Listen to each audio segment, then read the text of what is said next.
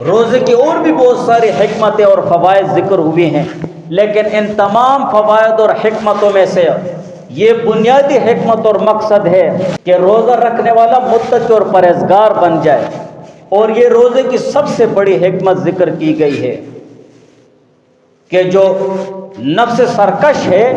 اس کی اصلاح ہو جائے، اور شریعت کے جو احکام ہیں نفس پر بھاری معلوم ہوتے ہیں ان کا کرنا آسان ہو جائے۔ جب مومن مسلمان روزہ رکھتا ہے اور یہ اپنے نفس سرکش کو قابو میں کر لیتا ہے، گناہ سے مسلسل بچتا ہے، تو اس کے لیے وہ اعمال کرنا آسان ہو جاتے ہیں، دین اور دینداری کے جو اس پر بوجھ محسوس ہوتے ہیں وہ اس کے لیے آسان ہو جاتے ہیں، اور نفس کو اس کی مرغوبات سے روکنے کی عادت پڑ جاتی ہے۔ جیسے ہی آپ نفس کو اس کی مرغوبات سے روکنے کے عادی ہو جاؤ گے تو جو نفس کی حرام مرغوبات چیزیں اور حرام مرغوبات کام ہیں ان سے مکمل درجے میں روک سکو گے اپنے نفس کو۔ تو نفس کو قوت و شہوت میں اس میں ضعف بھی پیدا ہو جاتا ہے، روزے کی وجہ سے کمزور ہو جاتا ہے نا مومن مسلمان۔